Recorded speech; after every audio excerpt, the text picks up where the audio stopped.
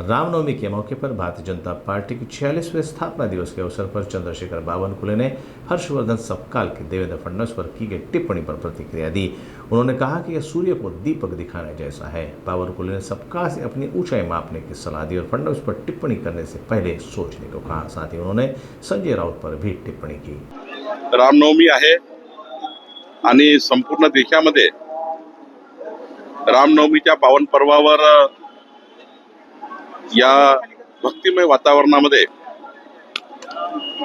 मी सर्वांना शुभेच्छा देतो, रामनवमीच्या शुभेच्छा देतो। आज भारतीय जनता पार्टीचा 46वा स्थापना दिवस आहे आणि या स्थापना दिनाच्या दिवशी आज नागपूरमध्ये विभागीय कार्यालयाचं भूमिपूजन झालं। नागपूर महानगर कार्यालय, नागपूर जिल्हा कार्यालय आणि विभागीय विदर्भाचं कार्यालय आज माननीय नितीन गडकरीजी, देवेंद्र फडणवीसजी आणि माझ्या उपस्थितीत आमचे बंटी कुकडेजी, आमचे सुधाकर कोडेजी या सर्वांच्या उपस्थितीत आज पूर्ण झालं आणि 2 वर्षामध्ये आम्ही कार्यालय बांधकाम करणार आहोत। आज मोठ्या प्रमाणावर देणग्या सुद्धा भारतीय जनता पार्टीच्या कार्यालयातून आल्या आहेत, भारतीय जनता पार्टीच्या कार्यकर्त्यांकडून आल्या आणि आम्ही ठरवलं आहे विदर्भाचे हे कार्यालय विदर्भातल्या कार्यकर्त्यांच्या डोनेशन त्यांनी दिलेल्या चेकवर आम्ही हे कार्यालय बांधणार आहोत असाही निर्णय आज झाला। भारतीय जनता पार्टी करता आनंदाचा दिवस आहे की आज महाराष्ट्रात 1,51,00,000 प्राथमिक सदस्यता असलेली भारतीय जनता पार्टी आज गठीत झालेली आहे। आतापर्यंतच्या इतिहासामधला महाराष्ट्राचा सर्वात जास्त प्राथमिक सदस्य संख्या ही 1 कोटीपर्यंत होती, पण आता 1,51,00,000 झालेली आहे आणि ऍक्टिव्ह मेंबरशिप 1 लाख झालेली आहे। ऍक्टिव्ह मेंबरशिप 1 लाख झालेली आहे। आमचं जे बूथ अध्यक्ष ते प्रदेश अध्यक्षापर्यंत जे निवडणुकीचं पर्व आहे ते सुरू आहे। आमचे आता 1180 मंडळ तालुके लवकरच गठीत होत आहे। यावर्षी आम्ही आता बूथ अध्यक्षाच्या निवडी करणार आहोत आणि जिल्हाध्यक्षाच्या निवडी होणार आहेत। या 1 महिन्यामध्ये महाराष्ट्राचं संघटन पर्व पूर्ण होईल आणि आज मला अभिनंदन करायचं आहे कार्यकर्त्यांचं। महाराष्ट्रातल्या बूथ पर्यंतच्या 1,186 बूथ पर्यंतच्या कार्यकर्त्यांचं अभिनंदन करतो की 1,50,51,00,000 मेंबरशिप पूर्ण केली। मी सर्वांचं आज स्थापना दिवसानिमित्त अभिनंदन करतो। राज्यामध्ये 25 कार्यालय देखील बांधणार आहेत, टाटा कन्सल्टन्सीकडे काम दिलेलं आहे, कशा पद्धतीचं असं काम? महाराष्ट्रातले भारतीय जनता पार्टीचे 4 कार्यालय पूर्ण झाले।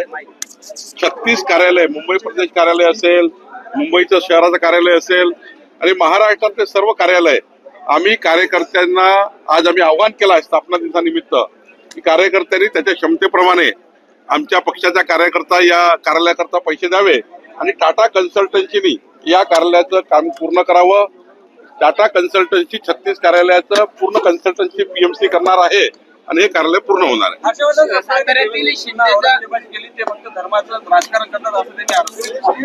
कमीत कमी आज तरी भगवान प्रभू रामचंद्र जे आमचे आराध्य दैवत आहे, आजच्या दिवशी तरी काँग्रेस पार्टी ही काहीतरी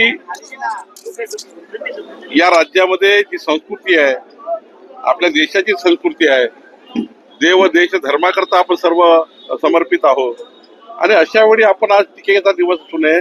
हर्षवर्धन सपकाळाने चांगला दिवस निवडला पाहिजे, त्यावर उत्तर देता येईल। पण आज रामनवमीच्या दिवशी अशी टीका देवेंद्रजीव करणे म्हणजे सूर्याला दिवा दाखवण्यासारखं आहे। हर्षवर्धन सपकाळाने आपली उंची तपासून घेतली पाहिजे, नंतरच देवेंद्रजीवर बोललं पाहिजे। भाजप झालेली आहे, भाजप आम्हाला ज्युनियर आहे, संजय राऊत म्हटले आणि मूळ जे स्थापन करणारे कार्यकर्ते होते, नेते होते ते जेलमध्ये लालकृष्ण अडवाणी। मी सांगतो ना, संजय राऊतांना फार मोठा आजार झाला आहे, त्यामुळे त्यांच्यावर बोलत नाही।